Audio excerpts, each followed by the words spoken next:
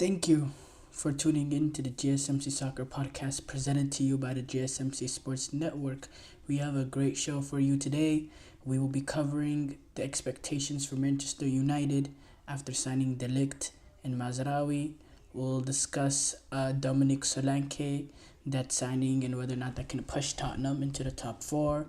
We move on to talk about Conor Gallagher. He will be flying back to London with the Atletico Madrid deal in danger. We'll talk about the UEFA Super Cup preview between Real Madrid and Atalanta. And make sure you stick around for later in the show where I'll be giving you my thoughts on some of the top headlines going on in the soccer world. If you've got a question during the show, we want to hear it. Your input is a big part of what makes the show great. And we thrive on your energy and insights, whether it is a quick comment, a thoughtful question, or an opinion. You just have to share. Don't hesitate to drop it in the chat. Now, if you want to make absolutely sure your message stands out and gets featured on the show, there's an easy way to do that. Use the super chat feature. Just click the dollar at the bottom of the chat box to send in your super chat. This guarantees that your message gets on the air, and it's also a fantastic way to support our channel.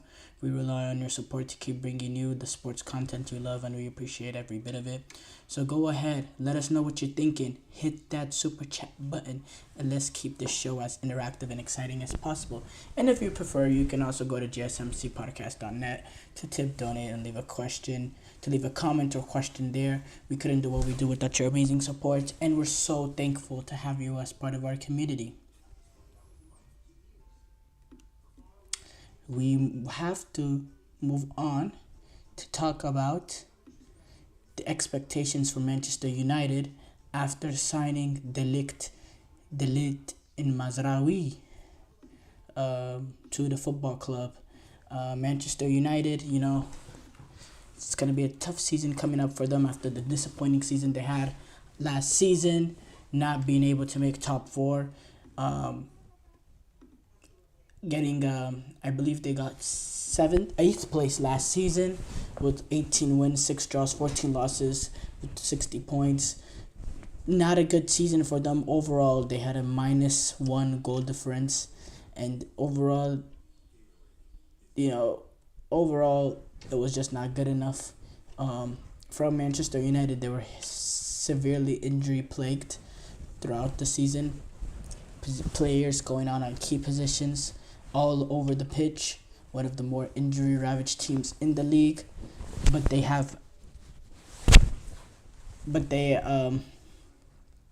were able to win the FA Cup at the end of the season to kind of put some sort of cherry on top of not a good cake, but on top of the cake to close off the season. But overall, I will say Manchester United, they have a chance in this season to build off on some positive momentum over not only the FA Cup win, but over the fact that they've won, since Ten Hag came in, this is a club that's won 2 trophies in 2 seasons up to this point. So they have a chance to build some sort of momentum based on that, which they can use that to go on the positive sort of direction that this club is looking to do under this new Ineos footballing operations. Now, going back though, United haven't had the most strong transfer windows in general over this summer. We expected, major changes, not just from players coming in, but players going out.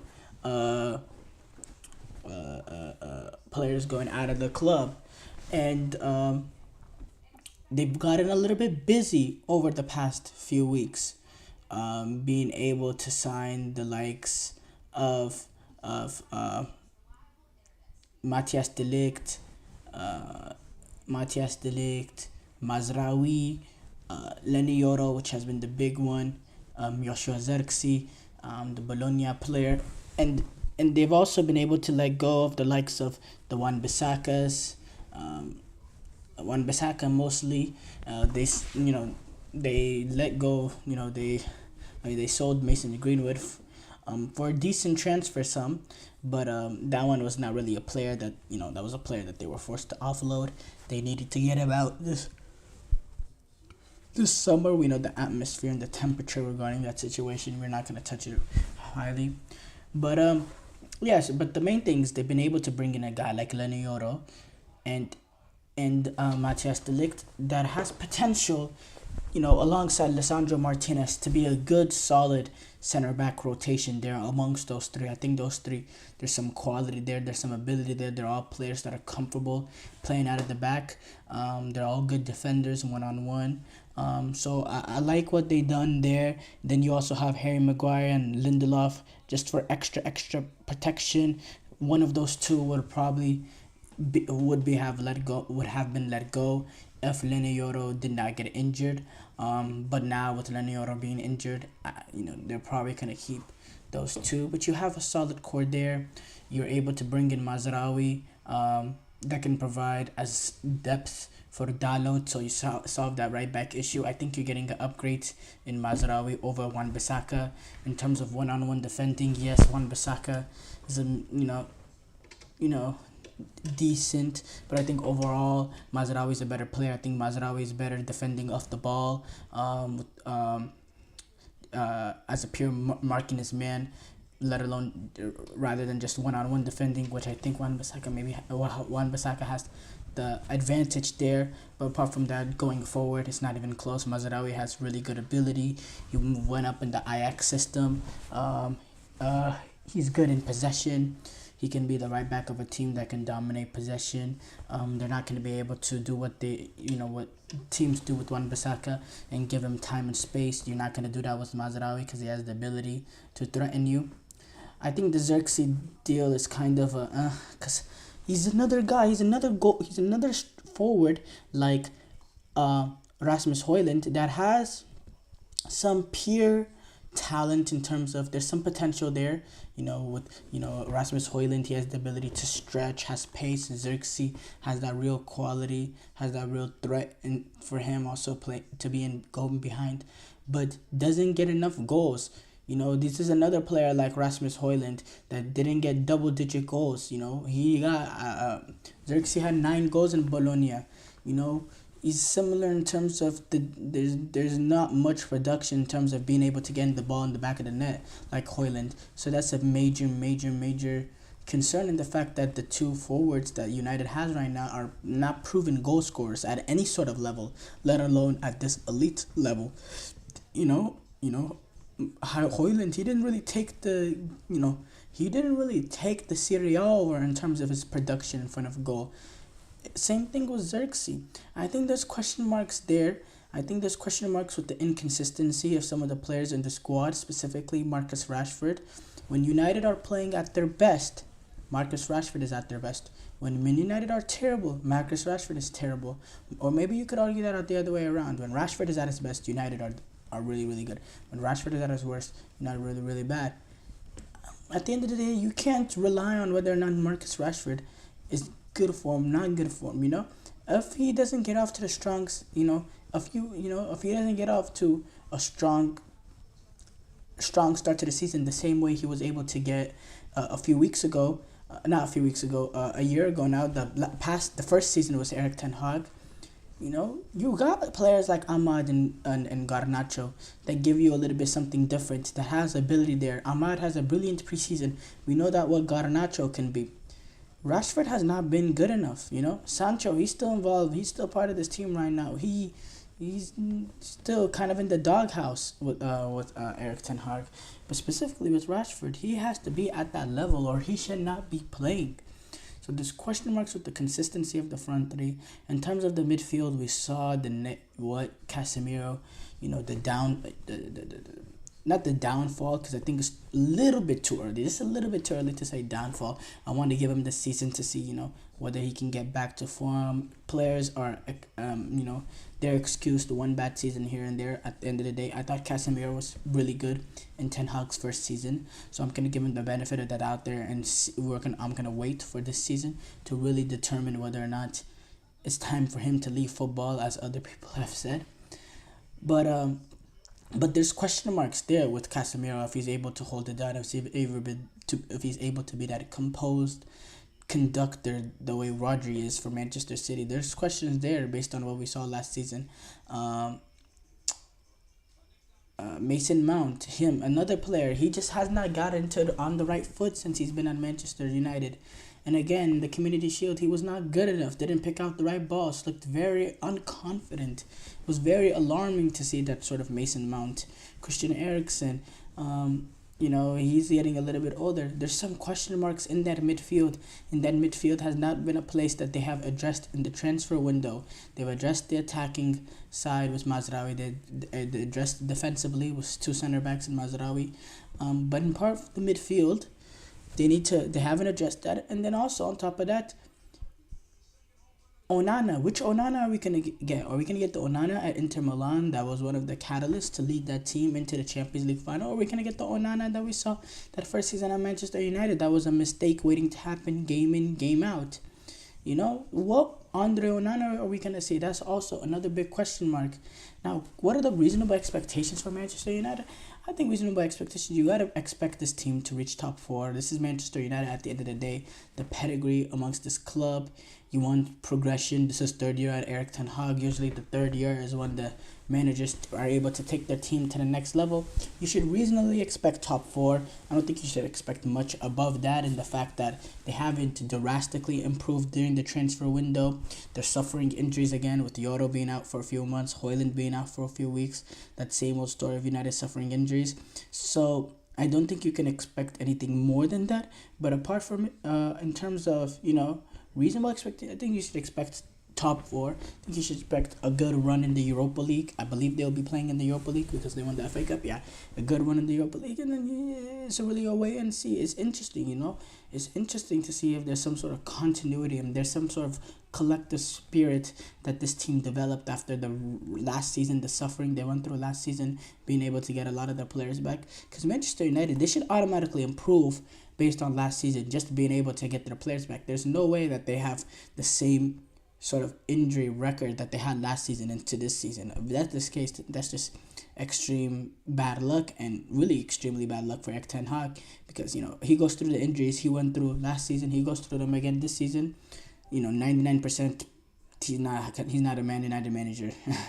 He'll be sacked very, very soon throughout the season. And he's and his head is on the kind of the line. He's one of the main candidates to get sacked. So that's an interesting conversation to have. Short break here coming up. When we come back, we'll discuss Dominic Solanke going to Tottenham. I feel like I'm losing my mind. Is everybody in the world blind? Please, Lord, give me a sign, a sign. I feel like I'm losing my mind. Is everybody in the world blind? Please, Lord, give me a sign, a sign.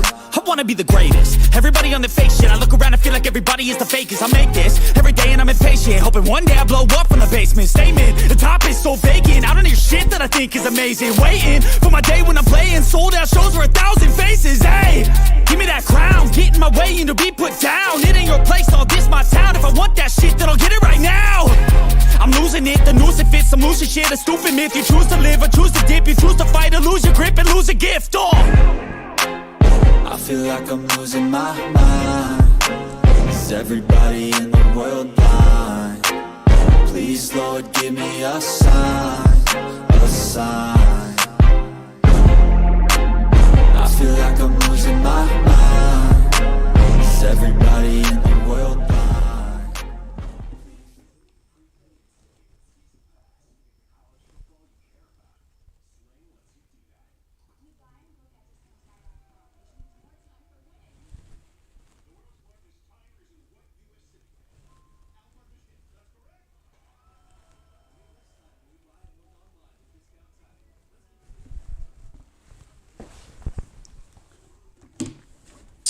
Before the break, we talked about the expectations for United after being able to sign Ligt and Mazraoui. We move on to talk about Dominic Solanke joining Tottenham. We talked a little bit about this on yesterday's show. Dominic Solanke, joining Tottenham. We talked a little bit about this on yesterday's show. We talked a lot about a little bit about this on yesterday's show. We talked a little bit about this on yesterday's show. We talked a little bit about this on yesterday's show. We talked a lot about a little bit about this on yesterday's show. We talked a little bit about this on yesterday's show. But overall, I think this is a very good signing for Tottenham.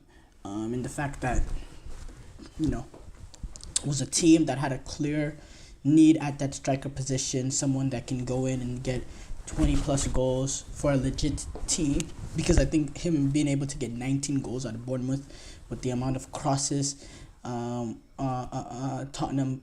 play in, how high energetic, high attack pacing sort of football, the chances that they create, the amount of attacking opportunities they find themselves in, having a striker like Dominic Solanke, that's a really good balance of physicality, that physical nature to him, being 6'2", being a little bit more muscular, beefy, with the combination of just pure ability, pure technical skills, ability to play in tight spaces.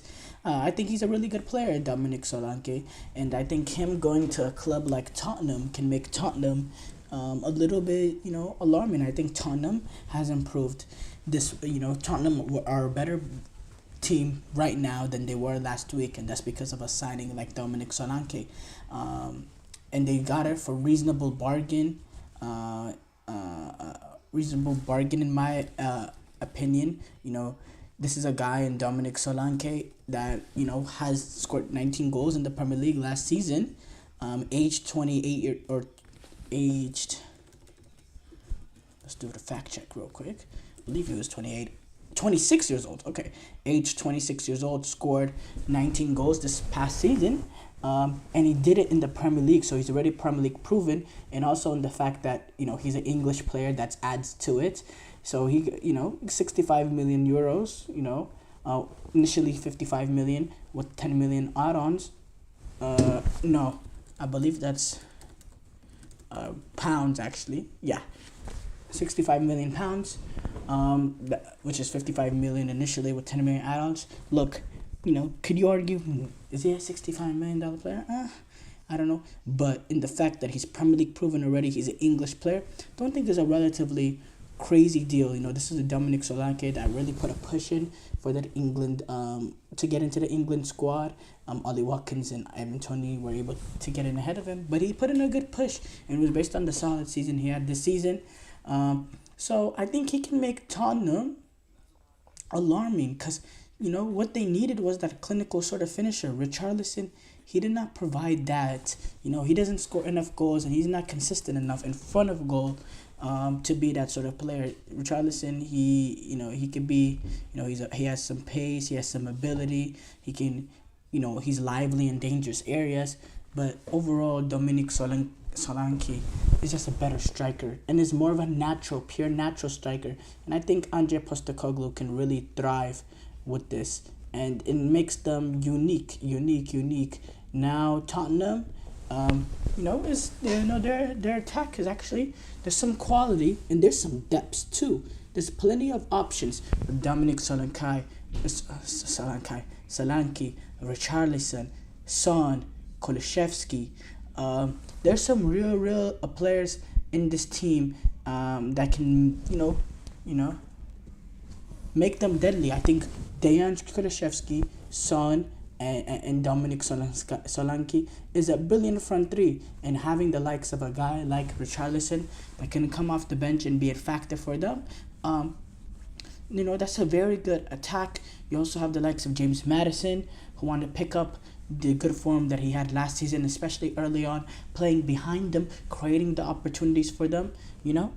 Again, that's, you're seeing the little bit of the triangle that he's going to build. We've seen Andre Postecoglou, how he wants to play with this Tottenham team. He wants this team forward going.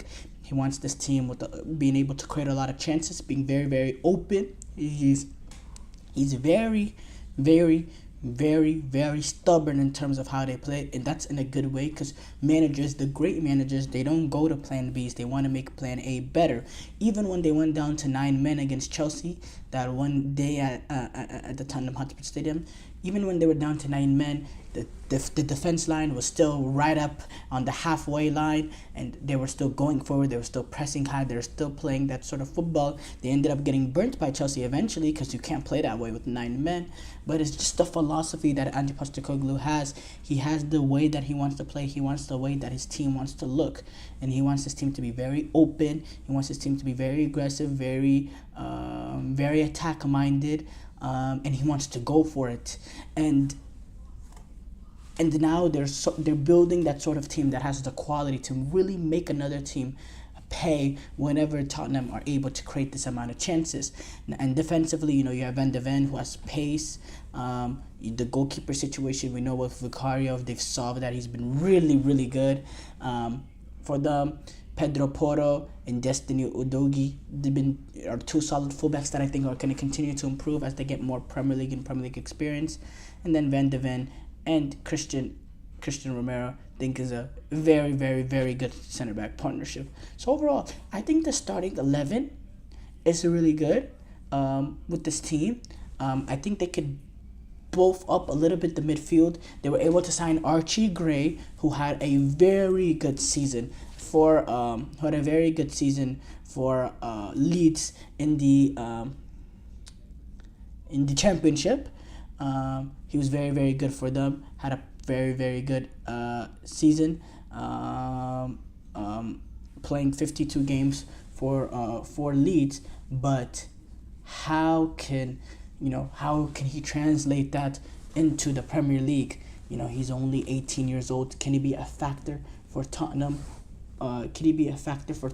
Right away? But he's been really good in preseason. Another midfielder that they were signed that's been pretty good in preseason was Lucas Bergvall, the Swedish player. They were the Swedish 18-year-old, another young player, another player sort of for the future. They were able to sign him from Djurgården. And yeah, we'll see if he can be some sort of factor for them. Another sort of young player that they signed in midfield. Bissouma and Papassar, they're going to operate, they're going to control that midfield, they're going to be the backbone of them, playing right behind James Maddison. And now you have the likes of Archie Gray from the bench, an 18-year-old Lucas Bergvall, who also could be an option in there, having a good preseason. There's a little bit of, this is the team. The problem was Tottenham's first 11. I thought Tottenham's first 11 was actually pretty solid last season. But the way that they play, how high intensity that they play, how much energy they put in, game out, when you don't have the squad depth, eventually the results will start deteriorating. If you saw Tottenham last season to begin this season were brilliant. They were brilliant, and they were really up there in the Premier League, and they were battling. Eventually, they slowly started going down, because as games went on, start more and more tension and wearing on these players, the same way that they play every single game. Eventually, the players started getting a little bit tired, and the results started to show. I thought down the stretch in games, the players looked really, really tired. I thought, the sort of intensity, how intense the sort of football that they played earlier in the season, you didn't really see that level of intensity and that level of attacking play later on to the season, because the team just looked a little bit more stale, looked a little bit more tired, looked a little bit more rough. Now I think you're able, with the signings that they've been able to pull off in midfield, in the attack, can make them really, really threatening. I think defensively too, they still need one or two more center backs just to bolster up the bench, the depth in terms of center halves, the depth in terms of fullbacks as well. They need to, the defense. I think Pedro Porro, Udogie, and then Romero and Van de Ven. I think that's a good defensive. If he goes with the back four, that's a good four. If he plays the back four. But in terms of the depth defensively, I think they could take the next level there defensively as well. Because keep in mind, it's not just the attackers that are in the midfielders that are asked to do a lot. The defense are asked to do a very lot because of how, because number one, they're playing at the halfway line essentially. They're having to be that sort of, third line of defense in terms of pressing. They're having to play really high up in terms of in midfield. they're being asked to do a lot, and then they have to make sure to track the runners in behind and do that sort of work. So the defense is also doing a lot of work in this. So it's going to be very, very, very, very interesting to see how this makes Tottenham. I think Dominic Solanke makes it change it up though completely for Tottenham, and I think they could push into the top 4 this season. Now the Premier League overall has gotten more tougher. Team by team, they've gotten tougher with the transfers and all that. So I think it'll be tougher to reach the top 4 this season. But I think they can seriously make a push. Because as I said, the Premier League teams, a lot of the Premier League teams, they got better, right? But I also believe Tottenham also got better.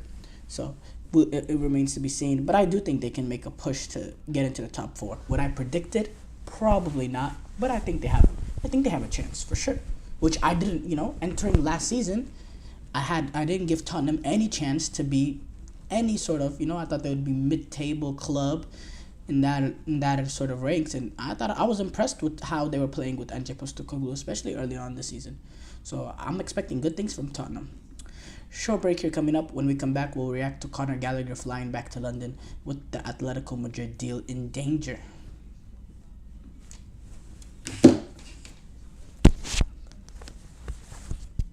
For the best and latest podcasts available anywhere, go to the podcast app on your cell phone and type in GSMC to access free content-rich podcasts on health and wellness, book reviews, sports, entertainment, relationships, social media, movies, technology, finance, and even weird news. Subscribe and download the GSMC Podcast Network's family of shows, available everywhere podcasts are found.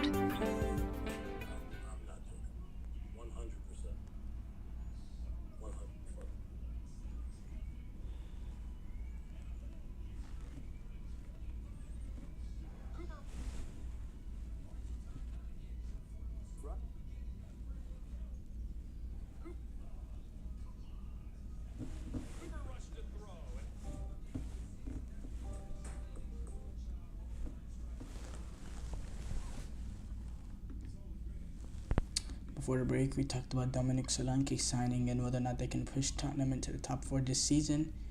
We move on to talk about Conor Gallagher. Interesting situation going on there. Now, Conor Gallagher, he's set to fly, or he has flown back to London after this deal has essentially, the deal is in danger technically, but, let's be honest, with them flying back to London, it seems like this deal has fallen apart completely. And it's very, very concerning for Gallagher. Obviously this is a move that he wants. Atletico Madrid, there's a lot to discuss. There's a lot to discuss here. Atletico Madrid side, Chelsea side, Conor Gallagher, how he will be feeling. First of all, we'll go to Conor Gallagher's. This has to be very, very frustrating and very depressing sort of time period for him, and the fact that he's right now he's at a club, technically by contract he's at a club that does not want him. They've made it very, very clear. They look at him more as an asset rather than a player for the club, and they look at him as some sort of investment. And they've made it very, very clear that he's on the outs. He wasn't involved. He wasn't involved in preseason at all. They don't want him near the team. They've made it very, very clear. They look at him and they look at Trevor Chalobah, players like that came up the youth ranks at just pure profit, and the fact that they cost no money to bring in because of the fact that they came up the transfer window. So they get this deal done. They negotiate this deal with Atletico Madrid, but it happens to be contingent on a deal of Atletico Madrid trying to sign or Atletico Madrid being able to sell Somo Omorodion to Chelsea on a $34.5 million deal. But that deal actually collapsed in the 11th hour because of contractual. Well, there's multiple sources saying something different. The source that I'm reading right now are saying contractual issues which is strange. Because why is the move? Why, you've already made the move happen? Why is it afterwards that you're arguing it was contract issues? That's just weird.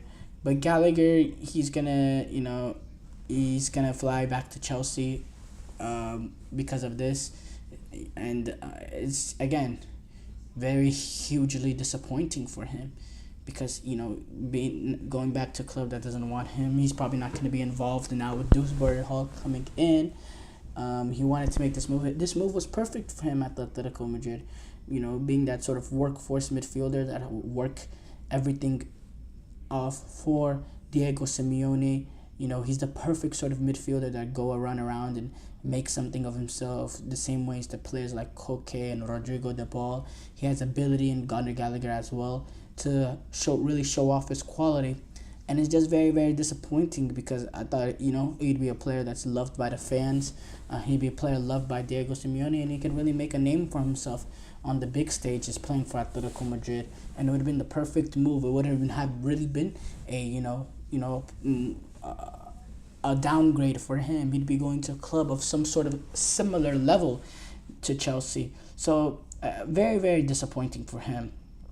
As far as Atletico Madrid goes, you make this sort of signing contingent on another signing. It's just a little, I think this is extremely irresponsible from Chelsea, but I think it's a little irresponsible from Atletico Madrid.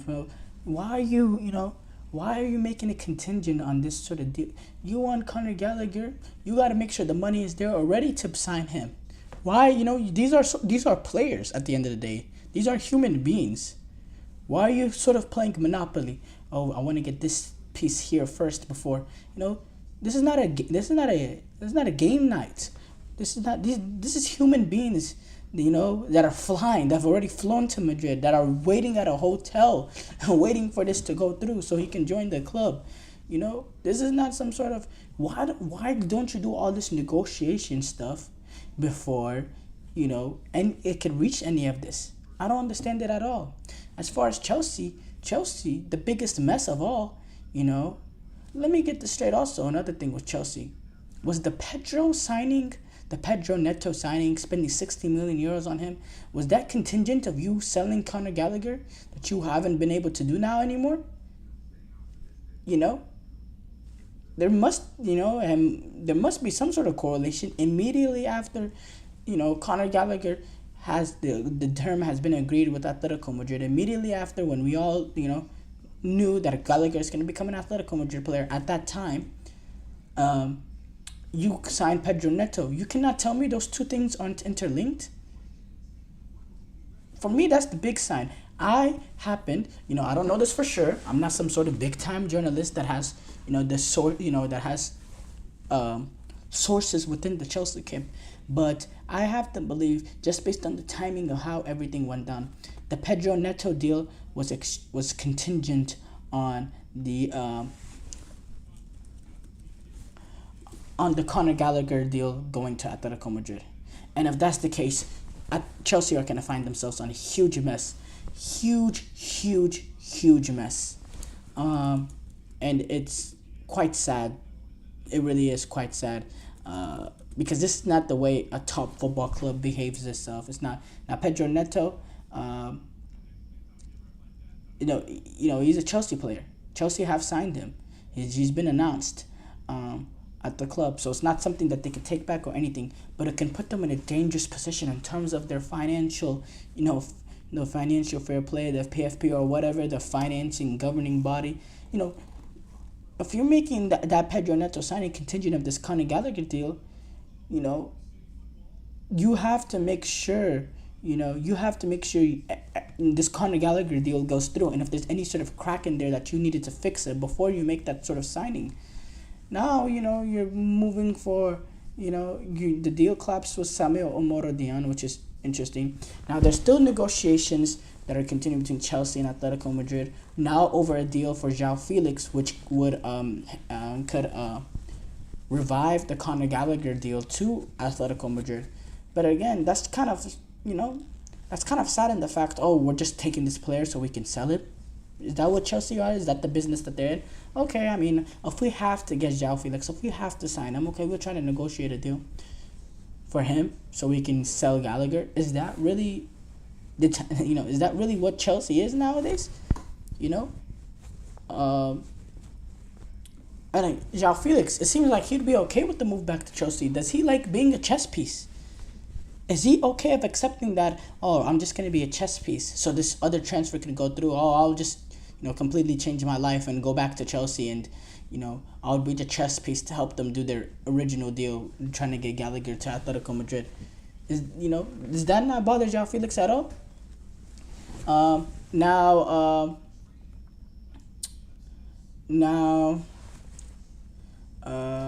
It's going to be a different deal because it seemed that I don't think Atletico will, sell João Felix for the same sort of fee that it costs to get Samuel Omorodion.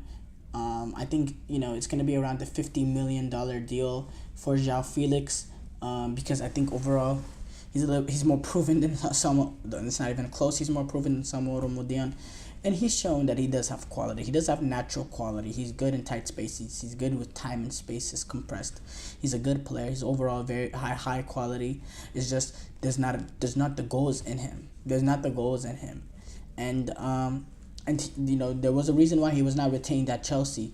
They believed a player like a player like Christian Nkunku will give us a little bit different than João Felix. Maybe he doesn't have the pure footballing tight space ability of João Felix. Is not as fluid as João Felix, but he'll get the job done. He has good technical ability and he's a goal scorer as well. So that's going to be interesting for Chelsea. Interesting for Chelsea. And it's really heartbreaking for Gallagher. It's really unfair for him. He's having to be, he was in a hotel for a long period. He was having to train alone in Madrid. Now he's going to go back to Chelsea.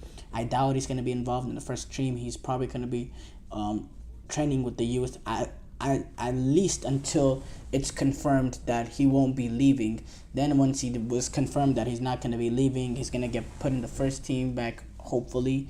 And it's clearly a player that the board doesn't fancy, so I doubt Enzo Maresca, because I believe Enzo Maresca is going to be a puppet for Chelsea over the next few years. I don't think that, I don't think he is a player that he's going to fancy. He's brought in his player. He's brought in his guy, Dewsbury Hall, that does very much the similar things that Conor Gallagher would provide for you in that midfield role, which is interesting. I don't understand. Also, another thing is, I don't understand how Conor Gallagher, you look at Conor Gallagher as a valuable piece in the fact that he costs no money to bring in, but you're spending that exact same amount of money, maybe a little bit less, give or take, but not a drastic amount, for Dewsbury Hall. So I don't understand that. It makes no sense to me. Like, I don't understand how these sort of young players that you're bringing up, they're looked at as pure profit in the fact that you're selling them because when you sell them, it's pure profit because it didn't cost any money to bring them in.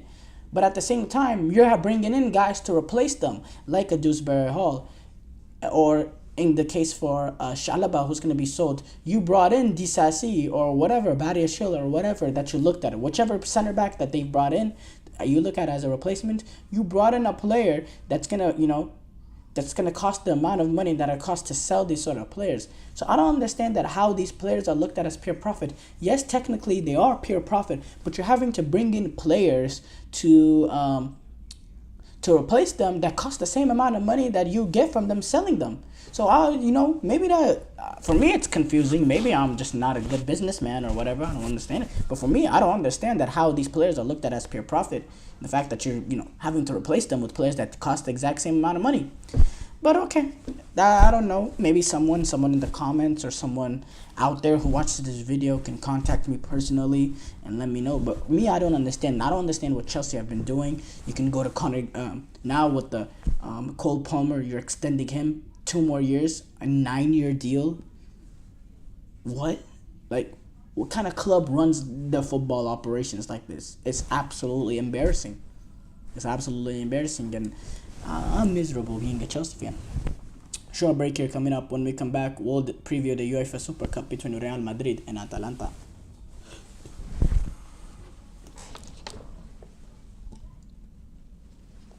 For the best and latest podcasts available anywhere, go to the podcast app on your cell phone and type in GSMC to access free content-rich podcasts on health and wellness, book reviews, sports, entertainment, relationships, social media, movies, technology, finance, and even weird news. Subscribe and download the GSMC Podcast Network's family of shows, available everywhere podcasts are found.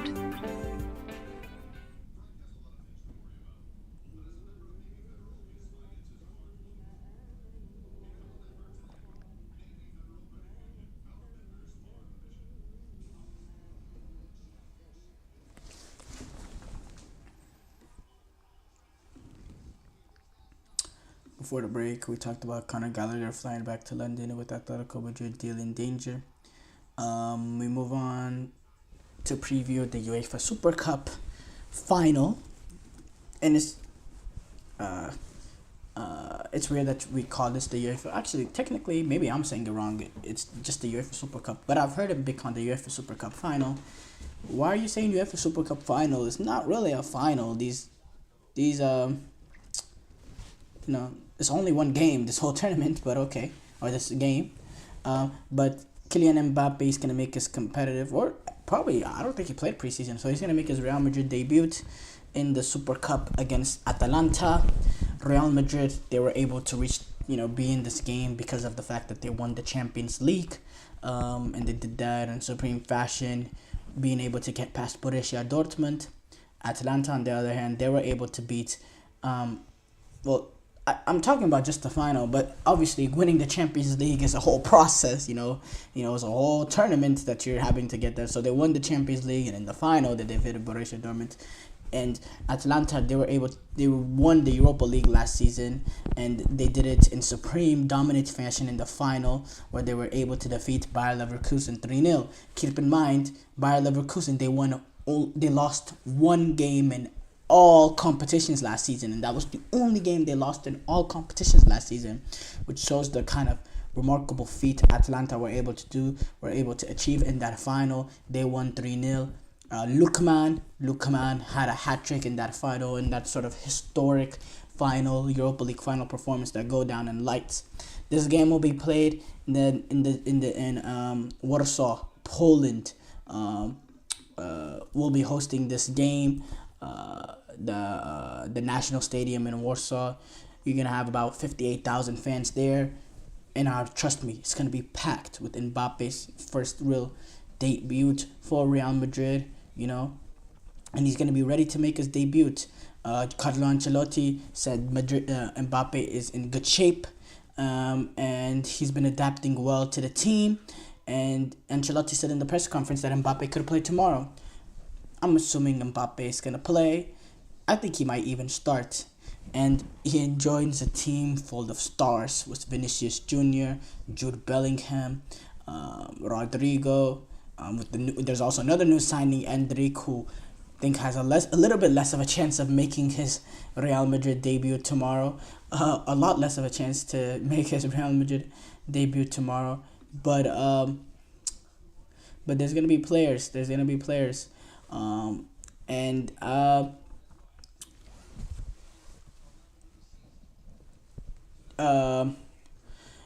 It's interesting. Gianpiero Gasparino saying it's going to be essentially difficult for Atalanta to have that sort of similar season that they had last season. He said the team has weakened.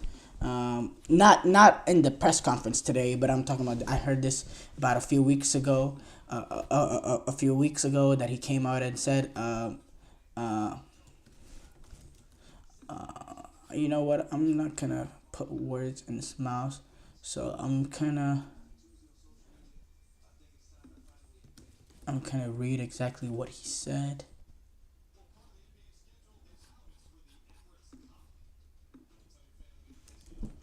While I pull that up, but overall, I think this game has a chance to be interesting.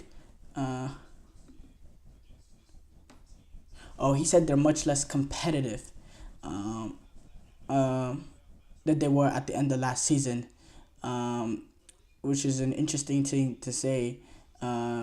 we know that they lost Tion Miners when he joined Juventus, and Gianluca Scamocca and Giorgio Scalavini. They both are ACL injuries, and they're going to be out for probably all of this season. And so, he says, Sperino said Atalanta are much less competitive than end of last season. It's inevitable that it's turned out like this, but that at the moment the season has already become complicated. We had two very serious injuries, two crucial ligaments in practically 3 games with Scalvini and Scamacca, and then the Cup minor situation. 3 technically gifted and economically valuable players for the team and the club. So, they've had a little bit of a rough preseason, but they're coming in on good momentum from what they did build at the end of last season. And Atalanta generally have not been afraid to put, what's the word? They're not afraid to be competitive in these games. They're not afraid to go after these teams, to play high and to go for it against these teams. They play with supreme confidence. They play with supreme ability, and they show the spirit of Gianpiero Gasperino. They really established the spirit that he has provided for the team, and they're a very, very good team. They are very, very good. They have some quality there despite the players that they've lost.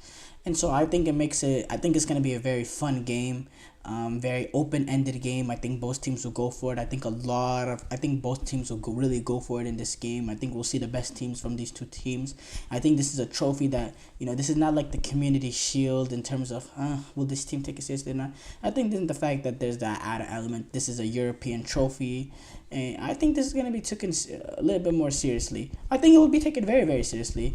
I know you've seen teams in the past, they've took it seriously, and I don't expect that to be any different here. I think we're going to see some real quality across both sides of the pitch. And obviously Real Madrid are the clear favorites. It's Real Madrid's nature. It's Real Madrid's tradition. If there's a trophy on the line, you show up, you win it, and you win it in supreme fashion. That's just the nature of being Real Madrid. That's just the nature of Real Madrid. That's just the belief of Real Madrid. You're playing for a trophy. By nature, they're gonna give it everything that they have, and everything's gonna break for them, and they're gonna get that trophy. That's just what they are, and I see it being no different today. I think Real Madrid, or today, tomorrow, whatever you want to call it, I think Real Madrid will get this victory over Atalanta. I think the big time players will show up for them. I think the experience will see them through, and I think Atalanta, they're coming in off of a little bit of a rough preseason with the injuries lost. But I think overall it's going to be a good game, and I'm very interested to see if Mbappe will be able to make that debut in this game. Show break here coming up. When we come back, we'll react to some of the top soccer headlines.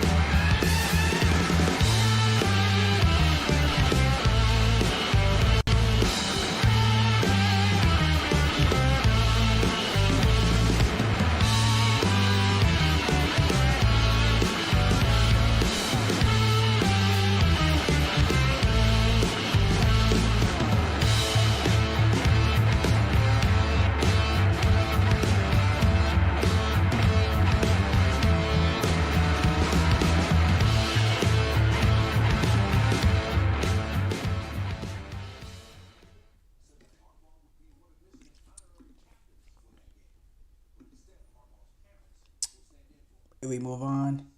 to react to some of the top soccer headlines going on in the football world, and we have to start off with Fenerbahce. They have been knocked out of Champions League play. They were able to push it into extra time, going up against French club Lille. Fenerbahce was with the goal from Bafode Diakite in the 91st minute, an own goal by Bafode Diakite. They were able to get it into extra time, or they were able to get it into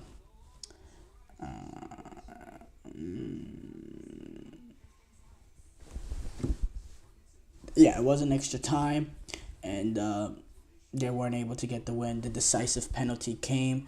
By the way, this game was being played in the Sorokoglu in Turkey, home game for Fenerbahce. Jonathan David, he was able to net that clinching penalty in the 118th minute after controversial penalty that required VAR to intervene. VAR intervened. The Spanish referee gave the penalty, and David took it. Mourinho, he was angry about it, and now Fenerbahce are going to be playing in the Europa League, and speaking about the Europa League, Mourinho said Fenerbahce can win the Europa League if refs improve. Specifically talking about what happened in that 2023 Europa League final as Roma were defeated by Sevilla. It's very, very clear how Mourinho has felt about that game, talking about that defeat. And he's been very, very critical of the referee. I, in times, have also been very, very critical on Anthony Taylor over the past, especially. There's been a lot of bad moments at Chelsea. I know Mourinho has suffered some of those as a Chelsea manager. So, when he was talking about it, the defeat, when he was talking about the defeat, and during this post-game press conference, he said, "We lose economically because the Champions League obviously is an important boost to the club, and we lose the chance to play against the biggest teams in the world. But we would never win the Champions League. We would never reach the Champions League final, never. But we go to Europa League, and in Europa League, if I don't want to say the rest, I prefer to stay on the ifs. But if we do great Europa League, if you want to know about the ifs, I invite you to watch Roma Sevilla in the Europa League final, and you'll understand the ifs. But we can do a great Europa League with if. If I can't speak more than the if not, I am in trouble." Which is kind of, which is very similar to the famous lines he had at Chelsea. "If I speak, I'm in big trouble, big trouble." We all know those sort of lines. If you don't know, you can go on YouTube and find it. It's an iconic Jose Mourinho moment. And it's disappointing because we want to see Jose Mourinho not playing, but being a manager of a Champions League tie once again. But also at the same time, I think this gives them a realistic sort of output in the fact that I think Fenerbahce has a better chance to really compete in the Europa League. And I think they can be a really threatening team in the Europa League. The Europa League does have teams like Manchester United in and out. So I think it'll be very interesting to see the Europa League next season. I think Fenerbahce will be an outfit.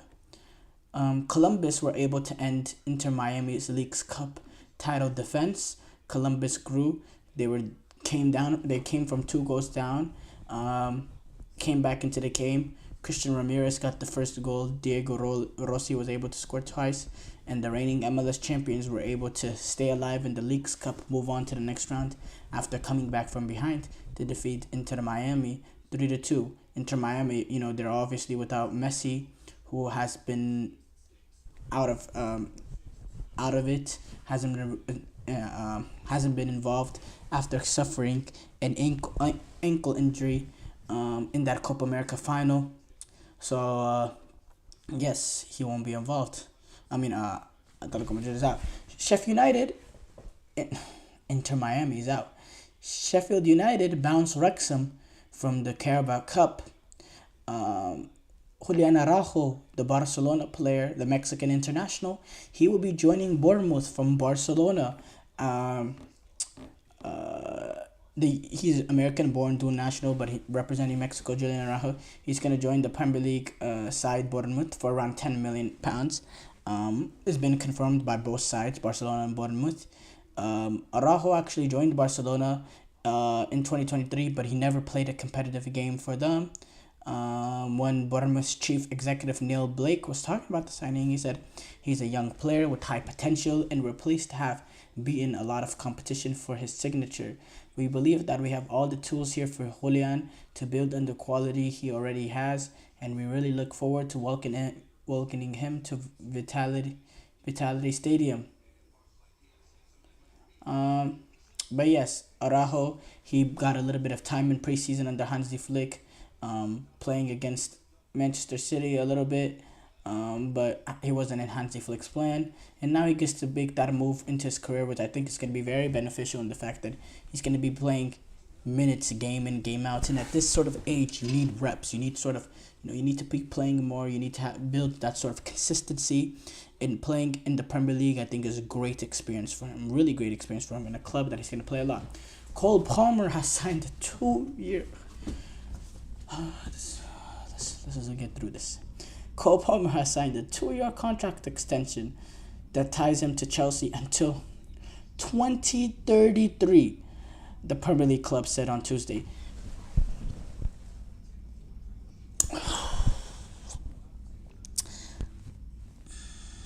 Cole Palmer scored 22 goals for Chelsea this season, 14 of which came from penalties.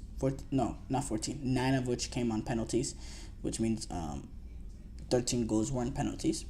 Which, yes, 22 goals is a ridiculous record, especially for a player that's not really a striker. He finished second place to Erling Haaland, which is, in terms of goals scored, which is a very good accomplishment for a player that's not a number 9. But if we're being fair, 9 goals came from penalties. So that really, 13 goals is a good season, but it, is not a historic season like 22 goals makes it seem he was. But look, let's be honest. 2033, I think since this new ownership group came in, and I know Todd Bowley, we don't really think he has as much involvement as we thought he originally had, but since he's came in, since this new ownership agreement, this consortium or whatever, they're handing out contracts like it's baseball. 5, 6, 7, 8, 9, 10, 11, 12, 13-year deals. This is unbelievable. 2033, we won't even know if Conor Gallagher will be Premier League level at that point in his career in 2033. We don't even know that. Players can fall off. He's only had one season. He's had only one season. There's been plenty of players that had that one season that's completely fallen off. Look at players like Dele Alli. I don't understand this at all. Speaking about this, Cole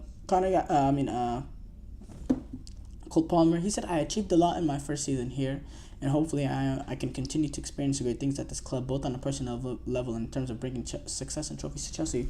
You're trying to give him a pay rise. Why don't you just raise the contract already up there?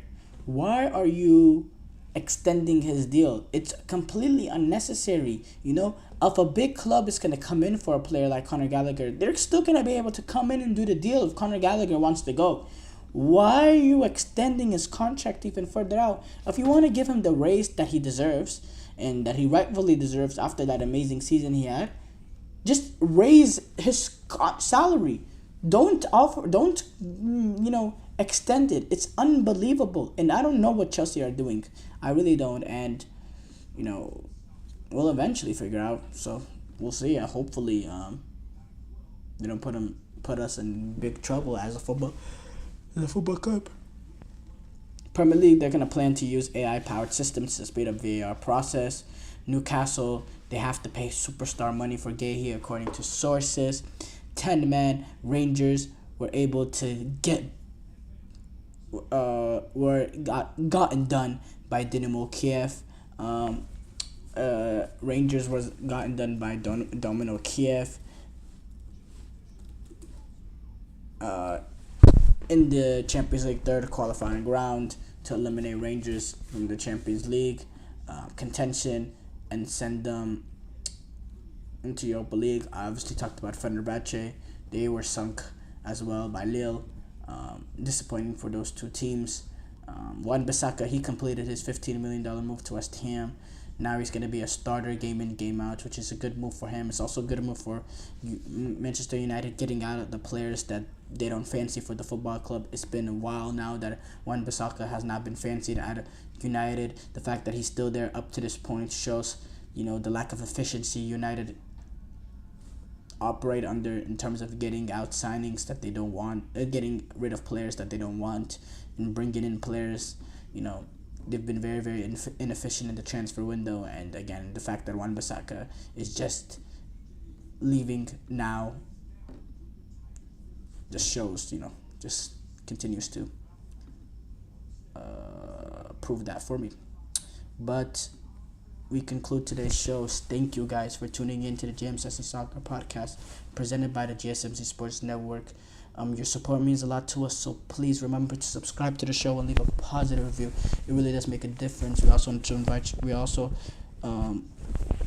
you to follow us on Facebook, Twitter, TikTok, and Instagram for more content and updates. So thank you once again, and have a wonderful, wonderful day.